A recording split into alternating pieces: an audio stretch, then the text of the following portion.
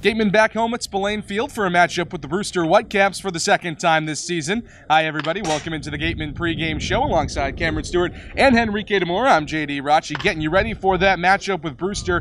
Brewster coming in at 4-17-3, the worst team in the Cape League by a pretty wide margin, but the Gatemen are coming off 2 losses in a row. Last night, a 9-5 loss, but under protest against the Hyannis Harbor Hawks. We could see that game replayed from the top of the 7th with 1 out. We're still not sure, still waiting to hear what the league has to say about things, but really the problems really started to come from the back end of the bullpen. It was another really inconsistent night from the pen for the Gatemen. Yeah, and they came in. It was a kind of a seesaw affair in the first few innings. Cade Cavalli was a little bit wild, and they turned to a guy who was a high-leverage guy at the beginning of the season, and has turned out not to be so much the case the last couple times out, and that's Tyler Kaiser. Comes in, you heard it talking with Mary in our interview with him last week on Around the Horn.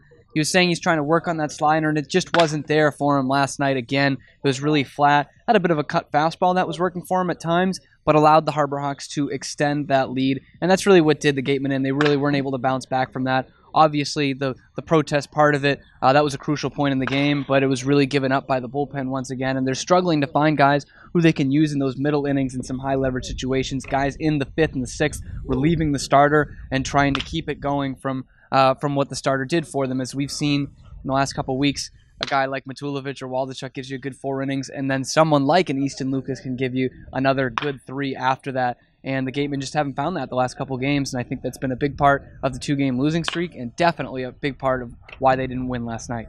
Tyler Kaiser definitely struggled yesterday, but somebody who had a pretty good outing and was at the center of the protest was right-hander Derek West. Made his Gateman debut yesterday, the right-hander out of Pitt. What'd you see from him, Cam? Well, he was good. I mean, there wasn't much to complain about him, and in fact, he even went up and took a couple hacks at it and tried to leg out a base hit. He didn't let that situation affect him.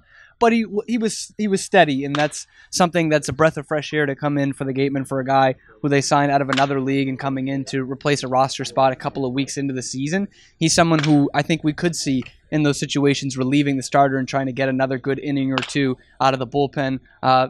Steady stuff, good fastball for him, I thought, last night. I really hope he can continue to do that and can be one of those middle inning guys, maybe even a late inning guy leading into someone like Zach Hart at the back end of the bullpen. But we'll see. Only a small sample size from him, but I did like what I saw from him last night. Like Cam said, he got to bat in the middle of the order, but the middle of the order was another downfall for the Gatemen yesterday. That 4-5-6, 3-4-5-6 part of the order really struggled, Henrique. It really did. Just 1 RBI of the 5 runs driven in by the Gatemen came from 3 through 6, and a combined 2 for 15 on the day. Obviously, the 0 for 1 from Derek West, who is very much not a two-way guy. That might have skewed things a little bit, but the Gatemen couldn't find that big hit. There were a lot of base runners, and I was very impressed with the bottom of the order and the top of the order. Obviously, Oliver Dunn had an awesome day at the plate, drove in a bunch of runs, went 2 for 3. Isaac Collins and Luke Roscom both with multi-hit games, but the middle of the lineup, and it has been a little bit worrisome. I mean, we've talked about that, who's going to provide the power, and we have seen the power from the Gatemen, but if nothing else, we've seen the big hit. It's been enough, and I do think that yesterday's loss was the exception rather than the rule. I do believe that Lyle Lockhart and Austin Shenson and Pavin Parks, they've got it in them, and they've proven it. And we've talked about even a couple games ago where when the Gatemen were on that 2-game winning streak where they outscored their opponents 21-2. We've seen what happens when the offense is steady. All 9 guys produce. But the fact of the matter is, even the best of baseball teams don't have all 9 guys produce every single day. Someone's going to go hitless, but it was just an unfortunate stretch of the lineup. The guys that do usually provide the extra base knocks to score guys from first and to drive in the guys that are on top and the bottom of the lineup are creating problems on the base paths, right, in a good way, right, and are getting on, singling, getting on second, getting on third, and doing what they can to put those guys in a good position to hit, and they just didn't produce yesterday. Again, not really a broader issue to look at here. I think it was just an off day for them, but it did end up coming back to hurt them. Certainly an interesting day and a tough day for the Gatemen yesterday. Ian Vescera, our beat writer, got to talk with Don Sneddon after the game, and Sneddon said that might have been the worst performance that he's seen from this Gatemen team today. They'll try to bounce back against a lowly Brewster team this afternoon, but our Mary Ortis got to catch up with the coach before today's game.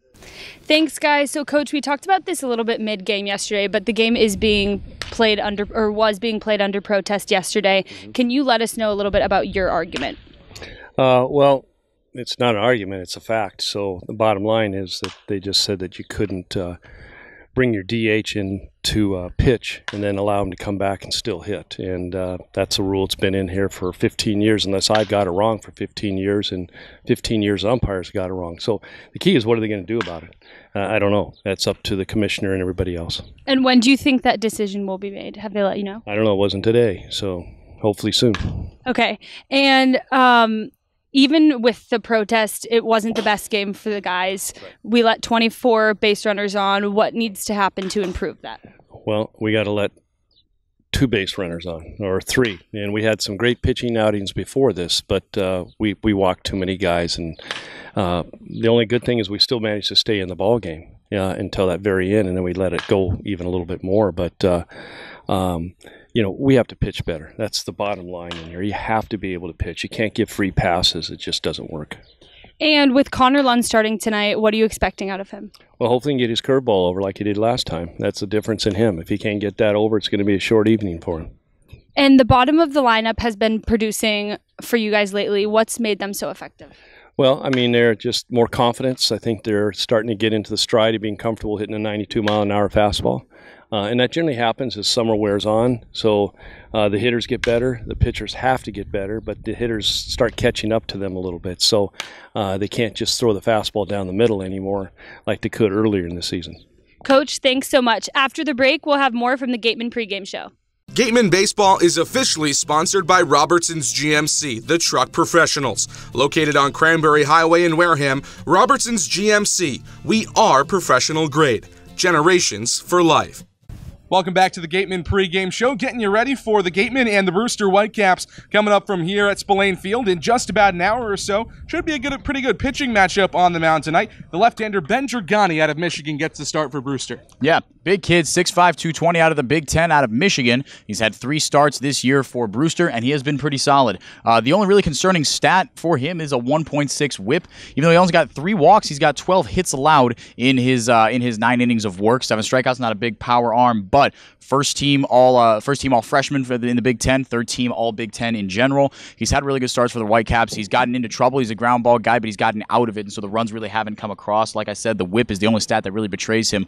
But the Gatemen have a power offense, right? It's been a little up and down this year, but we've seen what can happen when they can produce and when they've been aggressive with guys in scoring position and been able to get them in. So I think it's just going to come down to that because one, that seems to be what Dragani's vice is he lives and dies by getting out of sticky situations with guys on base. And offensively, it seems like that's kind of been it for the Gatemen. We've talked about that almost ad nauseum, right? How the Gatemen seem to struggle sometimes to get guys in. So I think that is what it's going to come down to for me if the Gatemen want to have success against Dragani. And for a team in Brewster that has really struggled this season, as we mentioned, 4-17-3 coming into the day. Ben Dragani, the left-hander out of Michigan, has been one of the more consistent pieces in the Brewster lineup throughout the entire Cape Cod Baseball League season, and one of the guys that has really been one of the most consistent arms in the Gatemen lineup and the Gatemen pitching staff. Outside of maybe Julian Matulovic, he's been the most consistent guy. Connor Lunn is on the bump tonight for Wareham. Yeah, I think you hit it right on the head. I think the most steady guy at the back end of the rotation, is Connor Lunn. He has been all year. It's been a horse for them, a guy who's switched from the closer to more of a starting role and a long relief guy in the bullpen. 14 innings this year, has that ERA just north of 3, which is pretty much where you want it as a starter. That's not bad at all. And he really hasn't been roughed up in any of these scenarios. We've seen him look good pretty much every time out. He hasn't pitched in a week, so he is pretty rested up. He's ready to go, but he's another one of these ground ball guys. He's not going to light it up too big on the strikeout numbers, even though he's a closer over at USC. We've seen him pitch to contact a lot this year, so I think we'll see kind of the same stuff that Dragani is going to feature today. Some guys on base trying to get out of sticky situations, but Lunn has done it all year. He's been so impressive at it, and he's been one of my keys to the team for the Gatemen so far, to have that kind of consistency at the back end of your rotation. He's been so good this year, and I expect him to continue it tonight. It's a team in Brewster that's really struggling.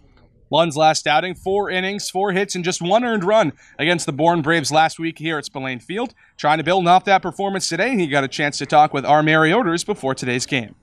Thanks, guys. So, Connor, your last outing against Bourne was great. You over 4 innings, you only allowed 2 hits and 1 earned run.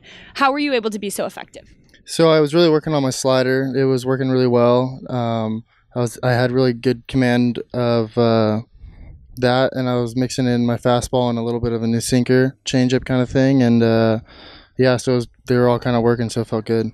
Have you been working on that sinker with Coach Lawler? Yeah, he's kind of showed me a new grip and a new kind of mindset of how to throw it, and I'm going to work on it a little bit today and see how it goes. Great. And with Matulovic gone, it's a bit of a gap in the rotation. How are guys looking to step up? How are you looking to step up? So I'm just ready to pump some strikes and kind of do my part. I feel everybody knows that they can jump in, even though Joey was a really good player. People kind of feel like they're up to the duty to take that next starting role that just opened up, and we're all ready to do it. And you've had 2 games out of the bullpen and 2 starting. What's that adjustment been like? It's been nice starting. It's more relaxed in my sense, because then you have more time to stretch out and do kind of a nicer routine. But yeah, so that's kind of been my favorite part about switching over to starting. Connor, thanks so much. We're going to throw it over to Ian and JD with Get on the Beat. Thank you very much, Mary. Folks, welcome into Get on the Beat. We all know it's your favorite segment of the Gatemen pregame show, alongside Ian Vescera now, our beat writer. And Ian, talk of the Cape League over the last 24 hours or so. The Gatemen playing last night's game against Hyannis under protest from the 7th inning on. It was a very weird kind of fluky kind of rule that the umpire wouldn't let somebody bat. But really, what we first should get to is, what does a protest mean? What can come as a result of the protest? Yeah, so JD, first off, a protest occurs when there's a rules discrepancy between the umpire and the manager, coach on one of the sides. So it's not a rule that's up to interpretation. It's just point blank, I think you messed up this rule, and as a result, we're going to protest. And so basically, when you play the game under protest, that means if the protesting team wins, you go back to that point at which the protest occurred and replay the game from there. So you're saying that because the protest occurred in the top of the 7th with 1 out, that's where the game would restart? Yes, that it would. And so the situation, we can break it down for you. So Pavin Parks, the DH, came in to pitch in the bottom of the 5th inning. He pitched for 3 batters, got out of the inning. And then to start the next inning, Derek West came in, start the 6th. So Pavin Parks was out of the game, off the field. But per NCAA rules, if you are the DH and you go into pitch, you can exit the game and re-enter as a DH, which is weird because in the MLB, there's no reinsertion rules. So it's very strange that you're allowed to do that at the collegiate level. But anyways, you're able to do so. So that's what manager Don Sneddon tried to do in the 7th inning. He tried to reinsert Parks. He was not allowed to do so by the umpiring crew. From there, it's no point in arguing. It's just the discrepancy. You put the game under protest, and you go on from there. So how good of a case does Don Sneddon have in this protest? Is it likely that the Gatemen will have to go back to McKeon Park and replay this game from the 7th on? Yeah, I think strangely enough, we could see the Gatemen win, which is pretty incredible because most of the time when protests happen, not that they happen very often, even at the major league level, you're not going to win them. But I think he has a legitimate gripe because, regardless of whether or not they win the protest, he is correct. The umpire did not know the rule. In that situation, Parks should have been allowed to re-enter. But the caveat here with the protest is the umpire and, the league crew that's reviewing this, they have to deem that the play that is being under protest had a direct result on the team losing. So will the league committee review and say, all right, Pavin Parks not batting there in the 7th with 1 out directly resulted in the Gatemen losing. Now, one thing that could hurt their chances, though, going off of that, is the fact that it's not the 9th inning. It's still a 1-run ball game, but it's a little bit earlier on in the game. Certainly a wild situation last night at McKeon Park. Thanks so much, Ian, for being here to break it down for us. Coming up when we come back from break here on the Gatemen pregame show, we'll have our keys to the game from both Henrique and Cam. That's coming up on the Gatemen Baseball Network. One of the Gatemen's favorite places for their post-game meals is Cool Cone, where you can get anything from fried clams and fried chicken to an ice cream sundae, and then top it all off with a round of mini golf. Cool Cone, located on Route 6 on the Wareham-Marion line. Wrapping things up here on the Gatemen pregame show alongside Cameron Stuart and Henrique DaMour. I'm JD Raucci as the Brewster Whitecaps get ready to invade Spillane Field tonight. Should be a decent matchup. These two teams last time out, it took the Gatemen a walk-off effort to beat the lowly Brewster Whitecaps here at Spillane Field in the early part of the season. Cam, what do they have to do to pick up their second win of the season against Brewster? Well, it's something that they didn't do the last time out. It's been a kind of a black mark on the offense all season, and that is getting that big hit. I know we've said it more than a few times here on this pregame show, but that big hit, as Henrique mentioned, Dragani's a guy who's going to get a lot of guys on base and gets bailed out with those ground balls, a lot of double plays turned this year. Gatemen need to stay out of that. It's something they've kind of lost in the last 2 games. Obviously, 21 runs over 2 games, and the offense has been kind of silent since then. So they need to keep that big hit and keep the inning moving. like that game in Bourne, the 13-1. I think they scored in 8 of the 9 innings that game. So they need to put something like that together tonight. You're not going to need 13 exactly to beat this team, but you just need to make Dragani uncomfortable, maybe knock him out of the game early, and don't leave all those guys on base like they've done so much this year, like they did against Brewster last time out. They were bailed out by a walk-off in that game in the 10th inning, but that game was way too close for comfort, and it was because they weren't getting those big hits with 2 outs. Sahid Valenzuela had a great day, and that one had 3 hits, but was the only Gateman with a hit until Bryant Packard's walk-off single. So you need to keep the line moving tonight if you're the Gatemen, and should take care of business and end a 2-game losing streak. So offensively, it comes down to the big hit. Pitching-wise and defensively, Henrique, what do the Gatemen need to do tonight? Well, I think it's about what has made Connor Lunn successful or not successful in his outings. And like you said, he has been incredibly consistent, but even during the Bourne game, we saw him have a few close calls with some breaking balls upstairs. And Dragani's a guy that works similarly, to Lunn. Ground balls and let your defense do the work. And that's fine. That's a recipe for success as a pitcher. Even in this league, that's fine, but it takes a lot more onus. It puts a lot more onus on location, especially with the breaking balls. Lunn loves that breaking ball. He's got a firm fastball. It's not going to overpower you, but the breaking ball, when kept low, he's had a lot of success with that. All the 3 of us have seen a lot of really nasty swings and misses on some Connor Lunn breaking balls, but he's gotten into some trouble when even on a team like Brewster that's only won 4 games this year, guys like Mike Massey are going to make you pay for leaving breaking balls upstairs. So I think limiting the damage early and making sure Connor Lunn is comfortable with his breaking ball early, make sure the defense gets into a rhythm early, I think everything will be just fine. Gatemen trying to snap a 2-game losing streak here at Spillane Field tonight against the Brewster Whitecaps, the lowest team in terms of points this season in the CCBL. That'll do it for us here at the Gatemen Pregame Show, or for Henrique DaMour and Cameron Stuart. I'm JD Raucci saying so long, and join us on the Gatemen Baseball Network coming at 6:30 for First Pitch.